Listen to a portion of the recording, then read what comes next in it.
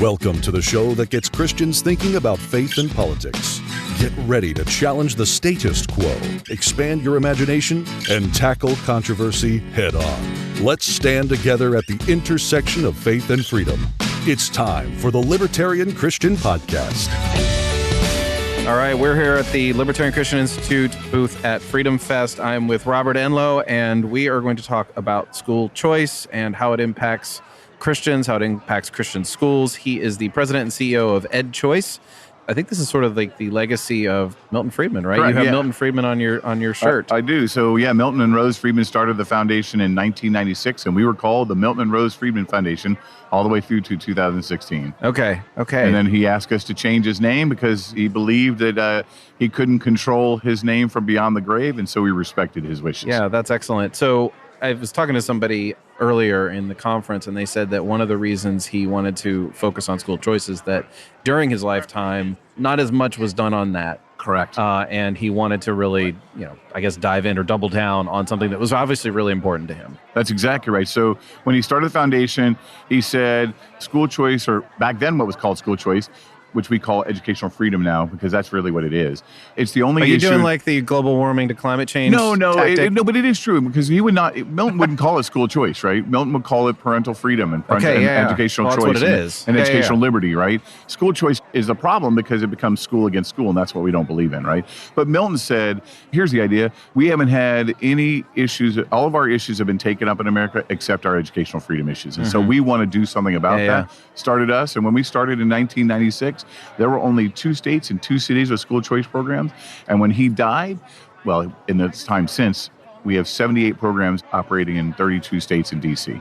So what makes something a school choice state or city or district? So the goal is to have all the dollars set aside for the children to go to whatever option they want. So if it's one of the great traditional public schools, that's fine. You shouldn't be stopped by a barrier. You shouldn't be required to only go in one district. You should go to any public school, right? And the money should follow you. Same thing in a charter school. And the same thing to non-public schools or micro schools or online schools or anything we haven't thought of. Basically, we believe in an educated public, and we believe in educating the public through taxpayer dollars, and we believe that parents should be free to choose wherever they want to go. Yeah. On the battle of public dollars shouldn't be paying for school, how do you... So look, because that's obviously a lot of libertarians are going to get. What do you say to them? So at the end of the day, you have to get me from here to there, right? So we have a system that's been a monopoly for a long time where public dollars are running government-run institutions, right? And so that monopoly over time has to be broken down through parental freedom. Right now, if you have the ability to move a house or if you can pay for tuition, you can get choice. What if you can't do that? Most of the country is not wealthy. They can't move easily. Yeah.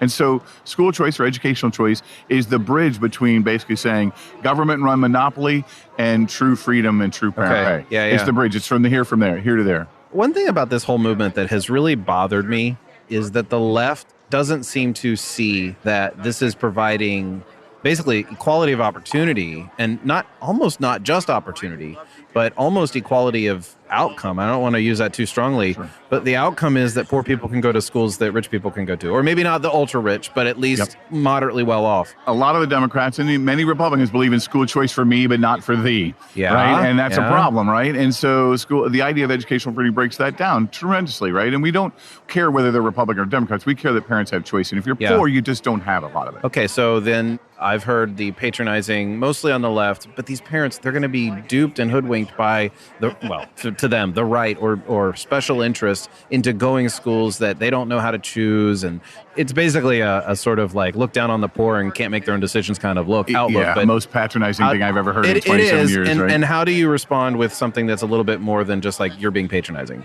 Look in the eyes of a black single mother who's now making a choice. And she's been making a choice because she couldn't do it before in the state of Indiana or the state of Florida or the state of Arizona. Yeah. And watch their kids going to college for the first time. Yeah. That's the proof. Yeah. Okay. Right, when these families are making good choices over time, and when the evidence shows that they're making good choices over time, all the data shows that, right? And so we can show them data, we can show them stories, and they still don't like it because they just don't believe that parents should be free to choose. They don't trust parents. Yeah, no, I agree. So what about the kids whose friends' parents took them out of that school? Now he's alone. School has maybe less money. It's a government-run school. Public school is the euphemism. What about those kids? The left behind kids is the idea that all the I guess it would be sort of like the intelligent flight or whatever. Like Yes. I've heard that a lot by some people who've actually studied these things, and I'm like, I didn't know what to say to her. It doesn't This was years happen. ago, It but doesn't happen. yeah. So look, first of all, if you're unhappy with your school, you're going to leave. If you're happy with your school, you're not going to leave, right? So the Right. reality is families aren't going to leave unless the school's not providing them with something that they need, right? Okay. And so when they do leave, they're wanting something different. Now, what we do know incontrovertibly from the data is that when a child leaves a public school in a voucher program, right? So they go from one public to a private, the public schools in those areas get better faster. They do better on test scores. It's called competitive effects. And 26 out of 29 studies show that public schools get better faster in areas of school choice. Yeah. This is what happens, right? Competition tends to work. Yeah, absolutely. What are some ways that you have helped convince people? I mean, do you use data, you use stories, you use both? How does that You work have in to terms do of everything, convincing? right? You have to do everything, right? So first of all, I believe like going to the well, right? You have to meet like Jesus meeting the woman at the well. You have to meet them where they are. Yeah. You have to go to them, work with them, live with them, and understand who they are, and then have the conversation. Yeah. And so the best way to convince people is to actually try and understand where they're coming from and understand what they think. Yeah. And then the next best way is sometimes it's through their heart, sometimes it's through their mind. It's different all the time. But the weight of the evidence is just super strong. And the logic of it is super strong, too. I mean, Yeah. just think about the logic of it, right? It's intuitive too. Yeah, so you're telling me that you are okay with keeping a system that keeps people basically surrounded and enslaved by boundaries. And it's called, if you're a Democrat, think about it this way. I could use the language of educational freedom in the same way for Republicans and Democrats. Let me tell you what I mean by that. We believe that parents should be free to choose because in an environment where parents are free to choose, we have a global competitive marketplace and a rising tide lifts all boats, right? Here's how you approach it as a Democrat. Are you telling me that the system of education has not been oppressive for families, particularly black and brown families, for hundreds of years now? Are you telling me that the structure of education in America is not in a singularly systemically oppressive situation? And if you believe that, then you should make sure that people are free to choose and be less oppressed. And so the argument for freedom in this case could be made both ways across all of the parties using their language.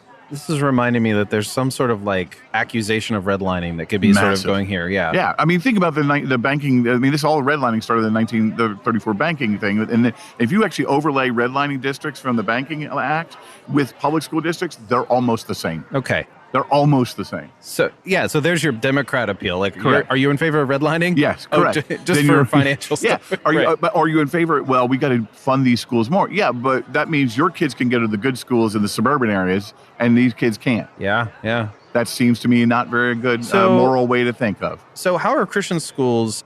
Well, actually, before I get to that, there seems to be a new wave of educational freedom that's happening. Yep.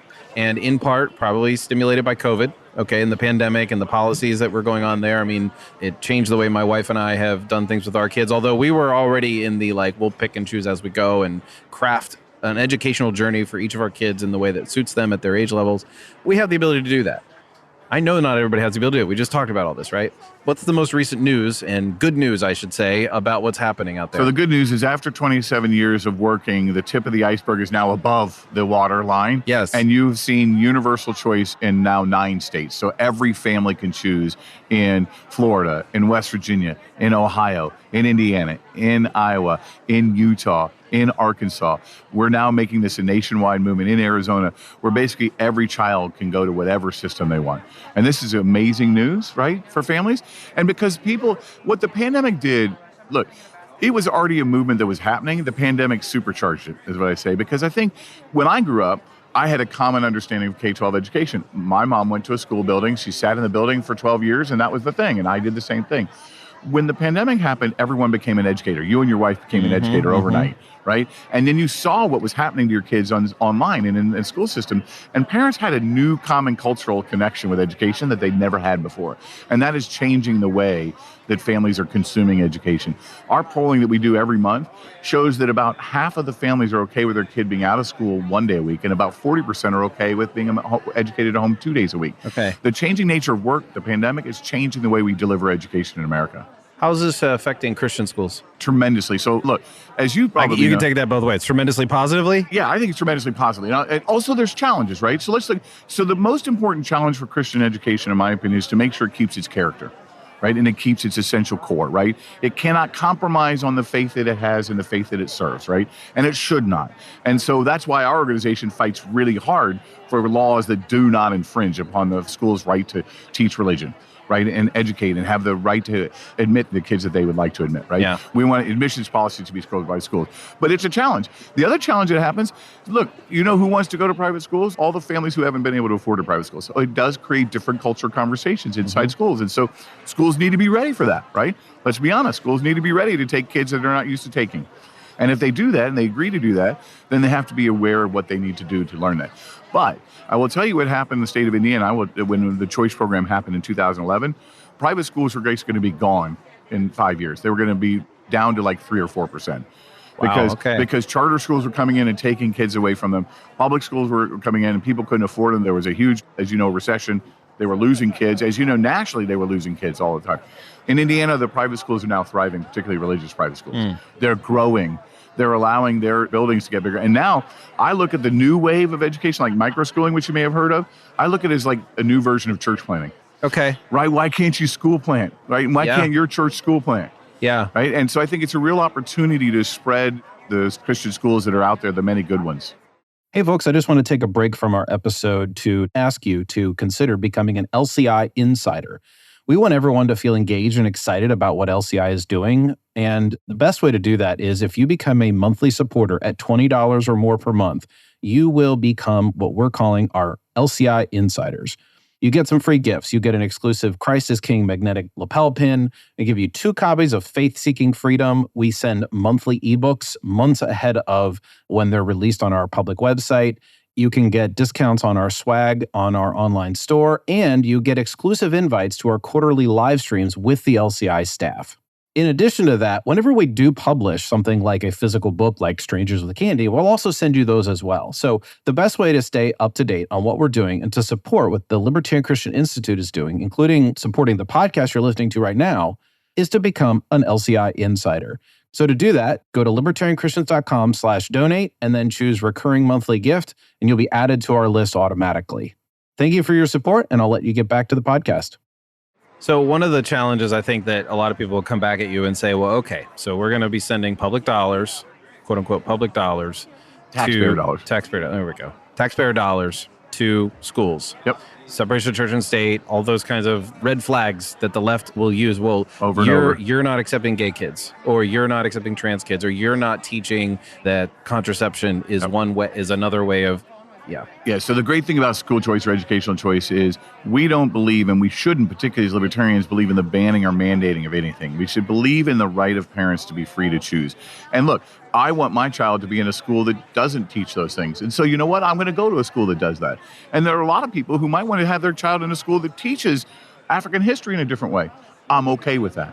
Right? The reality is choice allows for a freedom of choice, a true freedom of choice, and we shouldn't stop people from having that freedom to choose, right? So, look, taxpayer dollars should go to families. First of all, the legal ruling is very simple.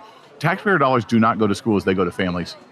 Right? The legal ruling where? The legal ruling in the U.S. Supreme Court. Okay. In Zellman v. Harris and in Carson v. Macon and Espinoza versus State of Montana. Okay. We how are now recent done. Are those? Carson and Espinoza were in the last 5 years. Okay. So the idea that school choice is constitutional is over and done federally. It's just already done. Yeah. Right? And so because the dollars flow to the families, you cannot discriminate on the status of the school or the use of the dollars that a parent uses them for. Okay. And so school choice is absolutely constitutional. So there might be legal battles, but those battles are at the state level undergirded. now. Well, and they're also undergirded by the Supreme Court ruling Correct. in some Yeah. ways. So if there's a legal battle, if someone says it's not constitutional or legally, they just don't know the law. Well, and then you could also say, like, the other comeback there is like, well, no one's taking away your government school. That's correct. So that's open in the same way that you don't like that this particular school won't accept a trans kid or whatever. Yeah, so look, let's be clear. I come from a blended family. My son went to Catholic school, and they accepted everything about him and everything about my family. So, and that's great. That's what we chose, and that was an amazing environment, right?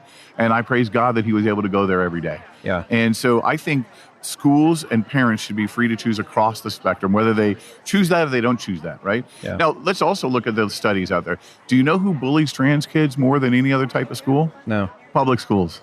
Okay. So the data from GLSEN, the Gay, Straight, Lesbian Education Network, which I'm saying on this network, right? Yeah, sure. And they do a survey every year, a school climate survey, and children in public schools experience far more abuse than any other school type. Yeah.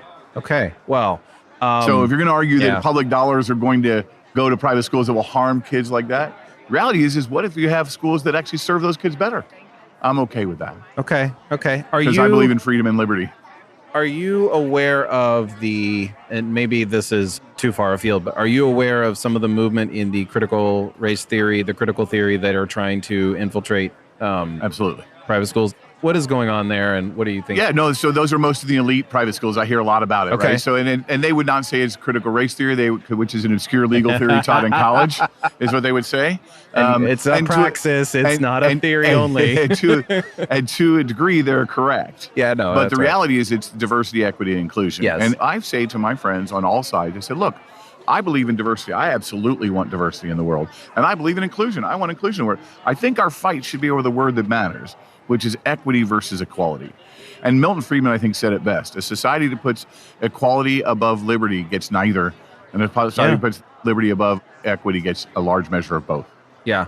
No, that's true. The equity piece is really kind of... It's the fight. That's the fight. So you cannot get equality of outcomes. You just can't. You cannot do that. And to legislate that means it's a zero-sum game, and you have to take from some to give to others. And I don't think that's a very libertarian or liberty-minded way of thinking. Well, it's not a moral way of thinking either. Clearly not a moral way either. Man. Well, Robert, I really appreciate this conversation. Educational freedom. I'm going to stop using the word school choice thanks to you. I'm going to use educational freedom. I think that really is, I mean, we could obviously use both in the context, but it's a really good term to use. It's been something that I've been basically, I mean, I was passionate about this as a kid in the 90s because my sister was homeschooling in West Virginia. Oh, wow. And she didn't really run into much problems. We were a pretty easy state to do homeschooling. I did homeschooling for about a year and a half in high school. And so, but we believed in that because there was a growing movement of people who wanted to homeschool, and there were some things that they had to overcome in terms of the paperwork stuff, the bureaucracy stuff, right? So I've been a long time fan of this concept. Nice. And I really appreciate having this conversation with you because you've made a really clear case. It's probably not going to be hard to make to my audience, of course. But hearing how you put it succinctly in 15 minutes of conversation, that's incredible. And that's really great. And I really appreciate this conversation. Well, I appreciate you and your audience and all the work you're doing. And here's to having more high quality schools, particularly faith-based schools. Yep. There we go. Thanks for having me. Yep. Thank you for listening to another episode of the Libertarian Christian Podcast. If you liked today's episode, we encourage you to rate us on Apple Podcasts to help expand our audience. If you want to reach out to us, email us at podcast@libertarianchristians.com. You can also reach us at LCI Official on Twitter. And of course, we are on Facebook and have an active group you are welcome to join. Thanks for listening, and we'll see you next time. The Libertarian Christian Podcast is a project of the Libertarian Christian Institute, a registered 501c3 nonprofit. If you'd like to find out more about LCI, visit us on the web at libertarianchristians.com. The voiceovers are by Matt Bellis and Catherine Williams. As of episode 115, our audio production is provided by Podsworth Media. Check them out at podsworth.com.